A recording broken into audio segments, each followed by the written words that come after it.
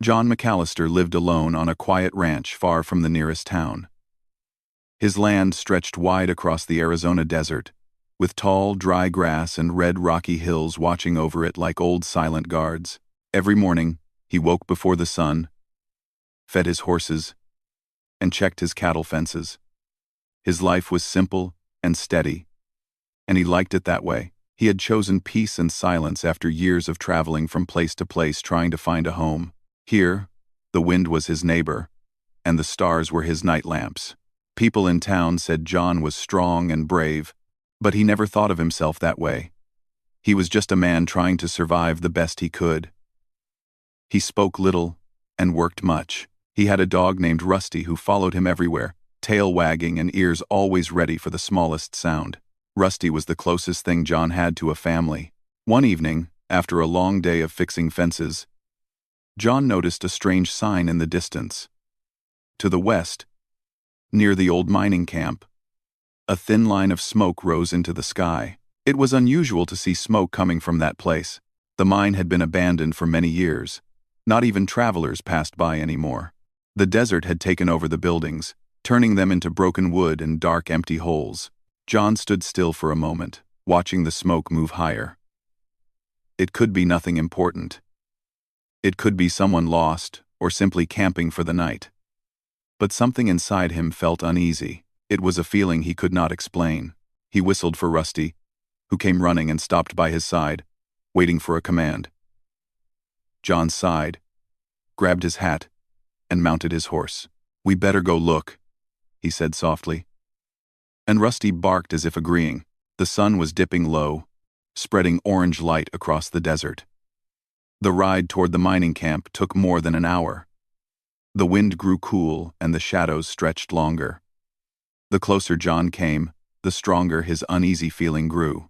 Rusty's ears stayed high, and the dog kept sniffing the air as if he sensed something unusual too.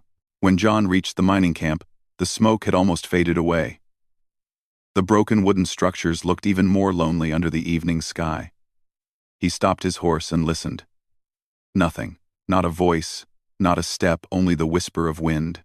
He dismounted, holding the horse's reins, and walked slowly into the camp. Everything seemed empty at first. Old barrels, pieces of metal, and dusty tools lay scattered around. The fire that caused the smoke was now only warm ashes. John crouched beside it. Someone had been here not long ago.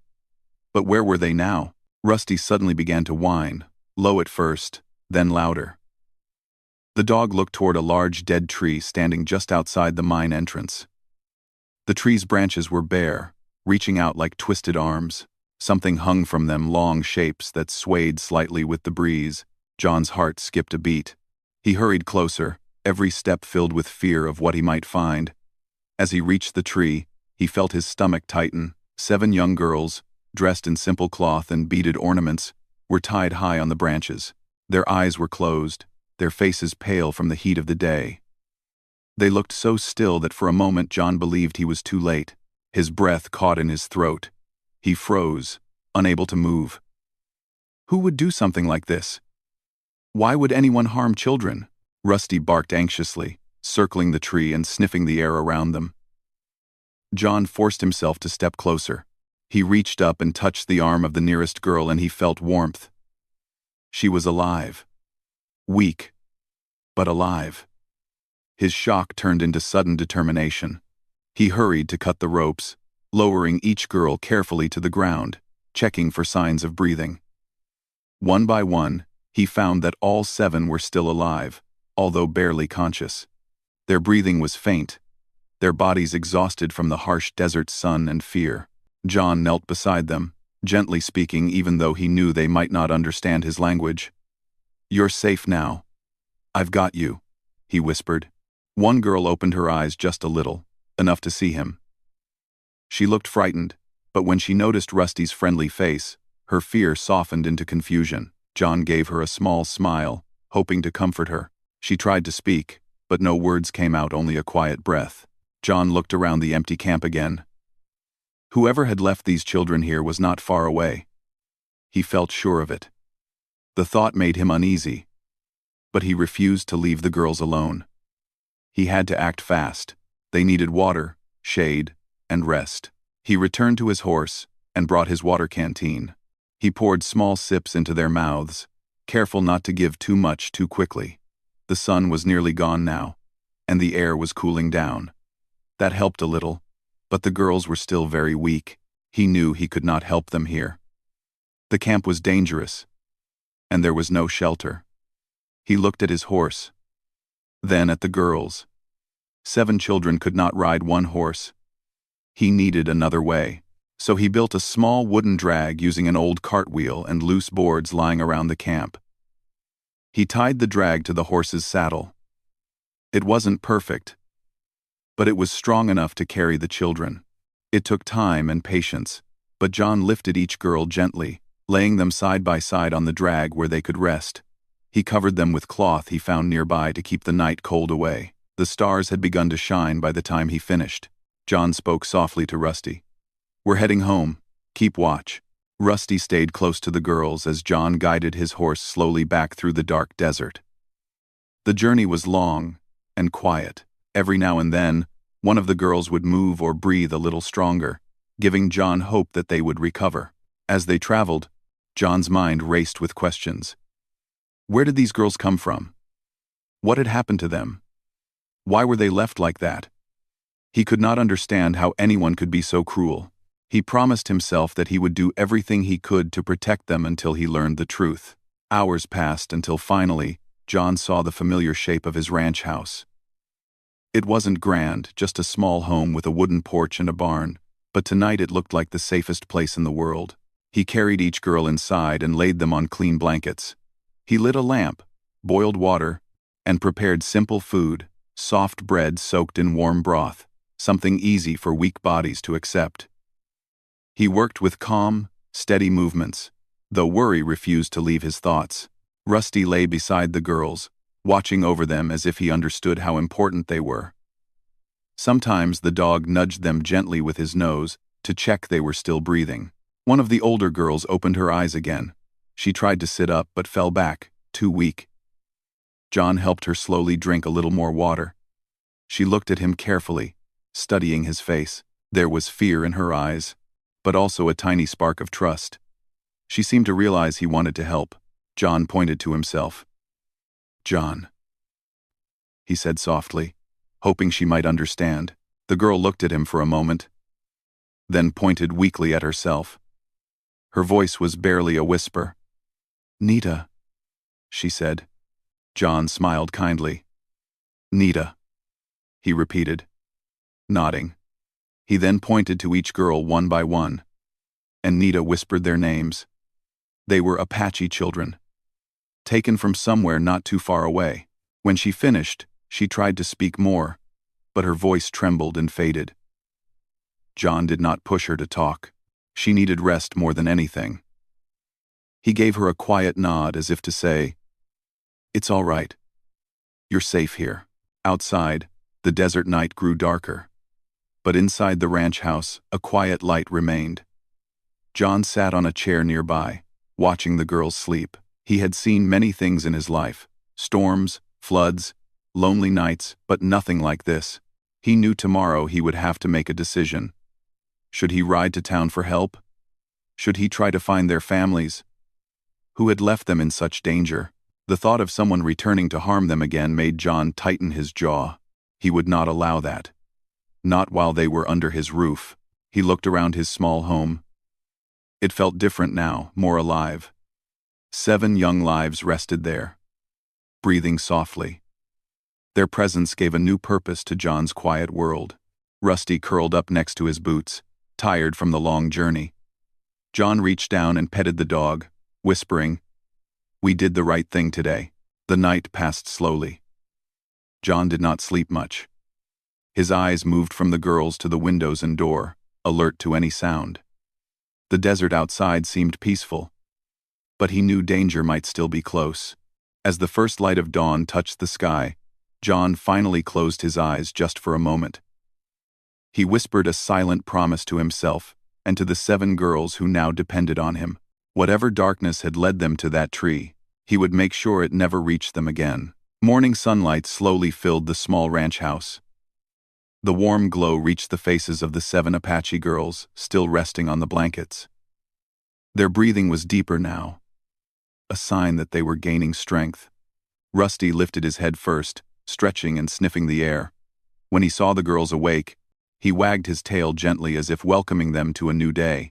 John had fallen asleep in his chair, but it was not a deep sleep. When he heard quiet movement, he opened his eyes immediately.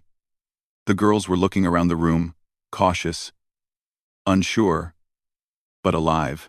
One girl sat up, holding her blanket close, while another rubbed her eyes as if waking from a long bad dream. John stood and smiled kindly, trying to show them trust. He spoke softly, "Good morning."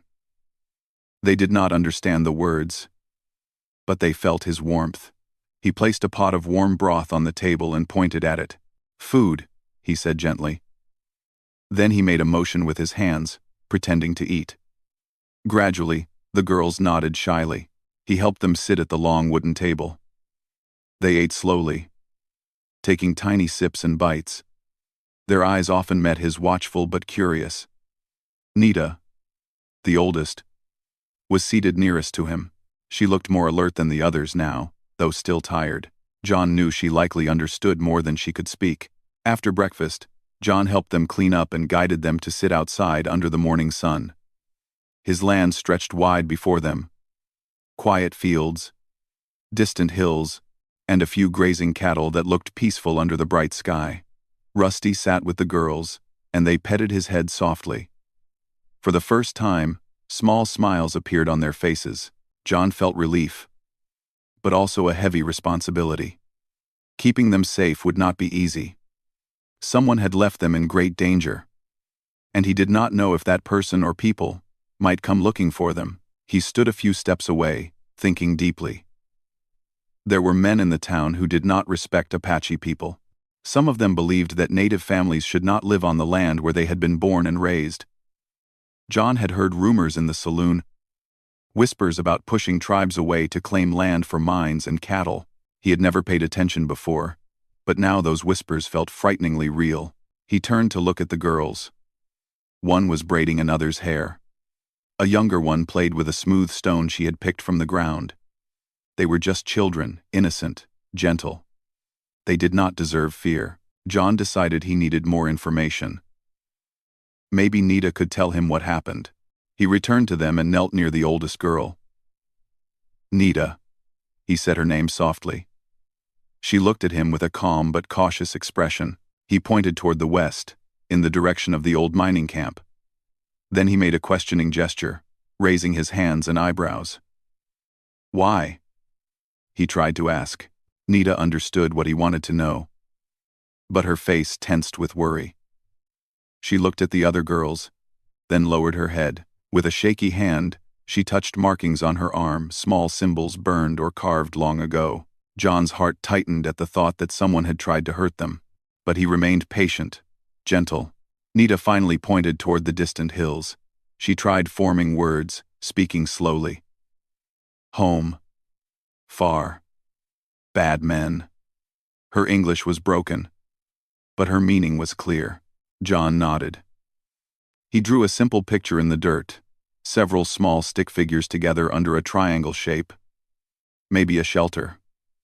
He pointed at the drawing, then at the girls. "Your family?" he asked. Nita nodded, tears welling in her eyes. Then she made a gesture with her hands like grabbing, and shook her head.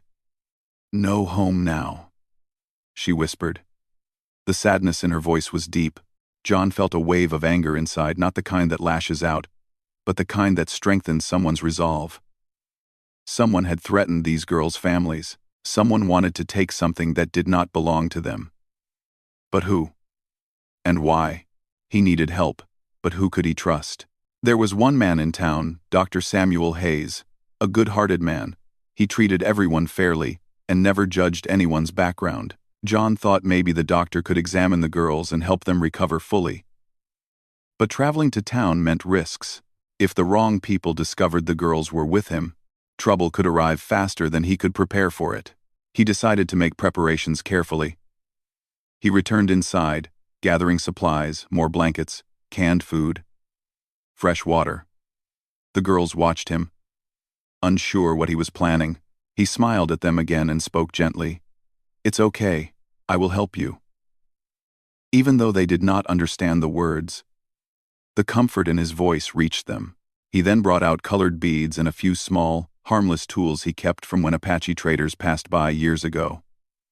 The girls' eyes brightened at the sight. These beads felt familiar to them, like a small piece of home. They began threading them into bracelets and hair ties, calming their hearts with something they understood. While they played quietly, John looked around his ranch. He checked the barn, made sure the roof was strong, and the doors locked well. He repaired old hooks and hammered new boards where needed. He stacked hay bales strategically, making places where the girls could hide if sudden strangers appeared. Every task he did with care, thinking ahead of any danger. He kept watch on the horizon. If someone came searching, there would usually be dust rising behind riders. But all remained still. In the afternoon, John prepared his horse. He would ride to town alone and return quickly. Before leaving, he knelt in front of the girls again. He placed a hand gently over his heart and pointed at them, hoping they understood the silent promise. "I will come back." Rusty stayed with the girls, his soft growls reminding them he was their protector now too. The town was a couple of hours away. As John rode, the wind brushed across the open land, carrying distant echoes of the past. He remembered old stories told by passing travelers, stories of land disputes and disappearing families. He had never imagined he would become part of such a story. Entering town, he kept calm and quiet. He headed straight to Dr. Hayes' office. When the doctor opened the door, surprise filled his eyes. "John, you look troubled," the doctor said. John spoke carefully, avoiding too many details. He only explained that he had found injured children who needed medical care. He did not say where they were from, nor what he had seen. He feared even walls in this town might have ears. Dr. Hayes prepared medicine, bandages, and soft food. He asked questions, but John simply replied, "I will tell you more soon. Just trust me for now." The doctor nodded. "If you need me to come out to your ranch, I will. Day or night." John felt thankful. "Not yet. Let me make sure it is safe." Leaving the town quietly, John rode back faster than before. The sun was beginning to set again, painting the sky with pink and gold. His heart pounded, not from fear, but from urgency. He needed to ensure the girls were all right. When he reached home, he saw Rusty waiting at the gate, tail wagging happily. That was a good sign. The girls were sitting by the fire outside, their small bracelets glimmering in the light. When they saw John, they stood up with smiles and relief in their eyes. He felt warmth fill his chest, how quickly he had become important to them, and how important they had become to him. He gave them medicine carefully, helping each girl drink a tiny spoonful. They made faces at the bitter taste. But John laughed softly and encouraged them. Their bodies were healing slowly but surely. That night, after everyone ate and washed, the girls gathered around John as he sat by the fire.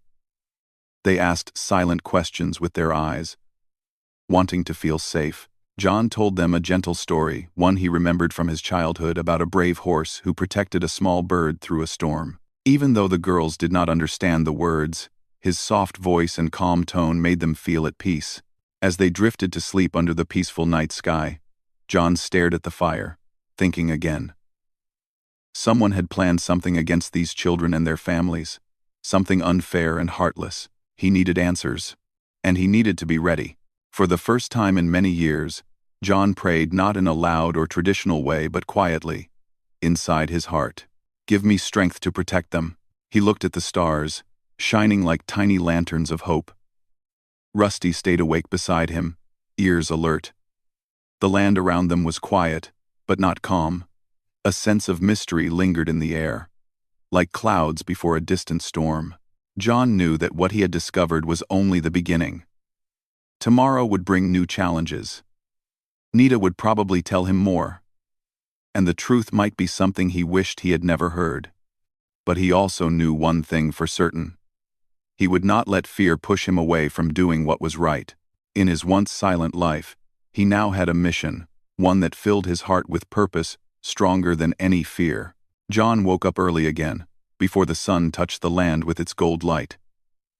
He rubbed his tired eyes as he stood from the chair where he had kept watch all night. The 7 girls were still sleeping quietly, wrapped safely in warm blankets.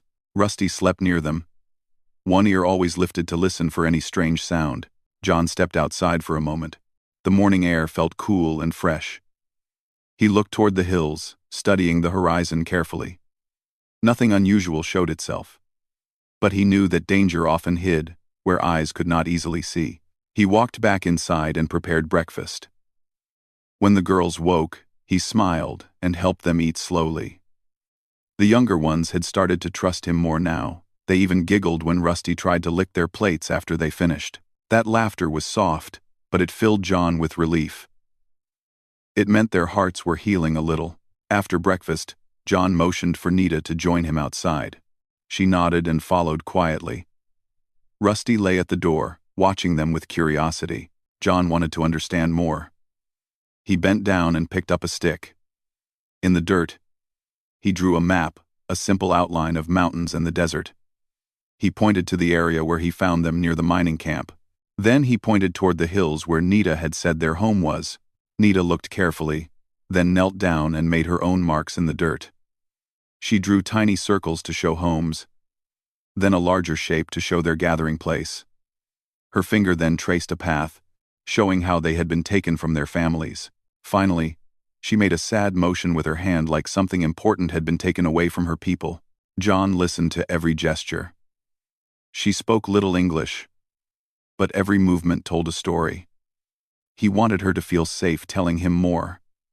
So he waited patiently. She touched the marks on her arm again, showing him the symbol he had seen before, a symbol he remembered noticing in town, on the jackets of certain men who spoke loudly and without kindness, men who believed the land belonged only to them. John felt a cold understanding form in his mind.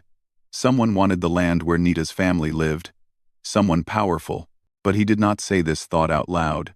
He only placed a comforting hand on her shoulder and nodded gently. "We will figure this out," he promised softly. Later that day, John decided to look through the mining camp more carefully. He needed proof, something to show others who had caused harm. But he did not want to leave the girls alone. So he asked Nita to help him teach them a simple rule. If strangers came, they must hide inside the barn until John returned. Rusty would stay with them as their guard. And Rusty took that responsibility seriously. He stood tall and alert, as if he fully understood. Before leaving, John placed a small silver whistle in Nita's hands. If anything worried her, she could blow it, and Rusty would react quickly. Nita nodded with brave eyes even though fear still lived quietly inside her. John rode away, heading once again toward the abandoned mining camp. The desert stretched out quiet and wide. Loose dust floated upward with every step his horse took. When he reached the place, he moved slowly and carefully. The camp remained silent under the bright sun. He searched the ground for tracks or clues. He walked inside the old mine entrance, staying close to the light. There, he found a dropped paper, a map with large red marks around the lands to the south and west. The marks circled areas where the Apache people lived. John folded the map carefully. It was clear now. Some men wanted to remove the Apache families to take the land for themselves. The mining area had value, maybe silver. Maybe something even more precious. He kept looking. Then he discovered a small metal badge lying near the dusty ground. He recognized it. He had seen badges like this, pinned to the same jackets of the men he avoided in town. These men worked together and followed orders from someone who cared only for power. Now John's concern grew stronger. If those men learned the girls had survived, they might come searching for them. He needed to act quickly. He placed the map and badge into his bag and hurried back onto his horse. Rusty and the girls were waiting. He needed to reach home fast. When he arrived, the girls rushed to meet him with relieved smiles. Nita stood, holding the whistle in her hand but looking calm. That meant all had stayed safe. John showed Nita the map quietly, away from the younger girls. Her expression darkened as she looked at it. She understood that something big, something unfair, was happening to her tribe. John placed a gentle hand over her worried one. "We will protect them," he promised. He then gathered the girls around a table and took out a book. He decided to teach them simple English words. If they could communicate more easily, it would help them handle whatever challenges lay ahead. The girls listened with interest. They practiced saying words like water, safe, and thank you. Rusty barked when they got a word right, making them laugh again. After lessons, they braided new beads into each other's hair. The ranch, once quiet and lonely, now felt alive with soft voices and joy. But John's mind did not rest. He checked his ranch fencing again, repaired loose boards, and made sure the barn locks were strong. Every task gave him more confidence that the girls were safe. That evening, as they sat by the fire, John told another gentle story. This time, it was about a small tree that survived the desert because it stood strong with the support of wind and rain. The girls listened closely. They knew the story was also about them. After they fell asleep, John returned to the porch with Rusty by his side. The stars were bright above. He spoke to Rusty quietly, half expecting the dog to understand every word. "We need help," he said. "I can't fight this alone." He thought about Dr. Hayes. The doctor could help the girls heal. Maybe he even knew someone trustworthy who believed in fairness. But John knew they needed proof, and now he had some. As the night deepened, John finally rested his head against the chair. Rusty lay beside him, his tail gently thumping the floor. But soon, Rusty lifted his head sharply. His ears pointed toward the open land beyond the ranch. A tiny sound had reached him, something John could not yet hear. Rusty stood up slowly, sniffing the wind. John rose from his chair, heart suddenly alert. He watched the horizon. A faint cloud of dust moved far away. It could be horses. It could be riders. John whispered to Rusty, "Stay calm." But inside, he felt worry rise again. Before going inside, John quietly woke Nita. He did not want to scare the younger girls. He pointed outside, showing her the distant dust cloud. Nita instantly understood. Her eyes narrowed with worry, and she nodded without a word. John moved quietly around the house, preparing without noise. He did not want the riders to know anyone was awake. Rusty remained alert beside him, tail completely still now. The dust cloud disappeared behind a hill, but John knew what he saw. It meant that someone, somewhere out there, was moving, watching. He gently whispered to himself, "It's time to be ready." The peaceful days might soon change. But John felt stronger now, not because he loved danger, but because he loved protecting what was right. In a life that had once been silent and lonely, John had now found something worth standing up for. 7 young hearts depended on him. As the stars shined brightly overhead, he quietly promised them once again, "No matter what comes, I will keep you safe." He stood quietly near the window, watching the peaceful morning light enter the small hospital room. It had been a very long journey, full of difficult moments, confusion, and silent tears. But now, life finally felt calm around him. He slowly breathed in the fresh air and felt thankful that the hardest days were behind him. A nurse came inside with a warm smile and said, "You are getting better every day. Soon, you will no longer need to stay here." Her words made his heart feel light. For months, he had prayed for this moment. He had survived painful surgeries, struggled through tough medical treatment, and fought to stay hopeful even when everything felt dark. Now he was getting a second chance. When his family entered the room, his mother's eyes filled with joy. She walked to him, held his hand, and said softly, "You are so strong." His father placed a hand on his shoulder with pride, and his siblings sat close to him, talking and laughing. The room, which once felt scary, now felt full of love. He remembered the first day he arrived here. He had felt terrified and alone, unsure of what the future would be. But now he realized something important. He was never truly alone. His family had stood with him every single day, bringing hope into a place full of fear. Their love gave him the courage to fight. When the doctor came in with his final report, everyone waited silently. The doctor looked up and said, "You have fully recovered. You can go home soon." His family clapped with happiness, and he smiled for the first time without worry. He had made it. He had won. Leaving the hospital felt like stepping into a new world. The sky looked bluer, the trees greener, and every small sound felt beautiful. He slowly walked outside, feeling the ground beneath his feet, grateful for every step. His mother walked beside him, supporting him whenever he felt weak. His father carried his bag, as if protecting him from every little burden. At home, relatives and neighbors arrived to meet him. They brought gifts, flowers, and prayers. Everyone looked at him with admiration. Some people said they learned something from his experience, that life is precious, and that we must never give up, no matter how hard things become. Days passed, and he followed the doctor's instructions carefully. He ate healthy food, exercised lightly, and attended regular checkups. His family made sure he never felt alone.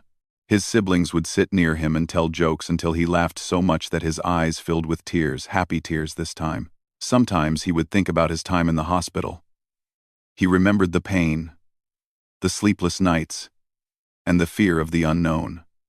But now, those memories no longer scared him. They made him stronger. He realized that every hard moment had taught him something.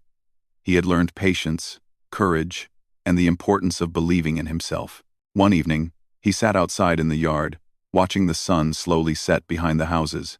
He held a notebook in his hands, a notebook he had started writing in while he was still recovering. Inside it, he wrote about his journey, his struggles, and how hope had helped him keep going. He wanted to share his experience because he believed that maybe his story could help someone else who was facing difficulties. Soon, he returned to his normal routine. He met his friends again, visited his school, and even planned for his future studies. Some of his friends looked at him differently now, with more respect. They knew he had fought a battle that was not easy, and he had come out stronger. One day, his teacher invited him to speak in class. She said, "Your journey can inspire others. Would you like to share your story?" At first, he felt nervous. Speaking about such personal moments was not easy. But then he remembered how he had promised himself to help others. So he stood up and shared everything, his fears, his hopes, and the lessons he learned through the experience. His classmates listened quietly. Some had tears in their eyes, others simply smiled. When he finished, he received a warm applause. His teacher said, "You showed us that a heart full of hope can overcome anything." He felt proud of himself more than ever before. Time continued to move forward, and he grew into a more mature person. He no longer took life for granted. He woke up each day with gratitude and tried to fill his time with positivity.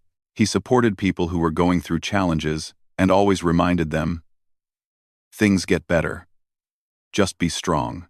Every year, on the same date, when his life changed, he and his family would sit together, pray, and celebrate the gift of life. They would talk about how far they had come from a day filled with fear to a future filled with possibilities. He understood now that challenges are like storms. They come suddenly, making everything feel dark and uncertain. But storms also pass, and they make a person stronger and wiser. When the sky becomes clear again, a person sees the world with new eyes. As months turned into years, his life blossomed beautifully. He studied well, achieved his goals, and built dreams with confidence. Whenever he faced a new difficulty, he remembered how strong he had been before. That memory always gave him the strength to keep going. He also continued his writing. What started as a way to express his pain soon became a passion. Many people read his story and felt inspired. He received messages from young students saying that his words gave them hope. One day, he visited the same hospital where he once stayed, but this time, he was not a patient. He brought gifts and kind words for patients who were still fighting their battles.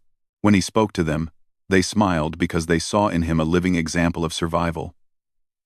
He told them, "You will get better. Trust yourself. You are stronger than you think. Walking out of the hospital that day, he paused for a moment and looked back. The building no longer frightened him. It now represented the place where he discovered his strength. As he continued walking, he smiled softly. Life had tested him, but he had risen above every fear.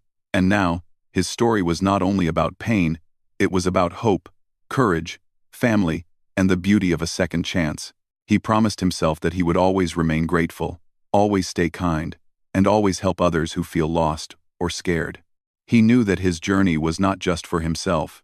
It was a message, a reminder that even the darkest times can bring light, and even the hardest days can shape a bright future.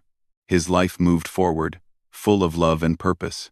And whenever he looked into the mirror, he saw not a weak or broken person but someone brave, someone who survived, someone who lived. His story was complete, but his new life had just begun.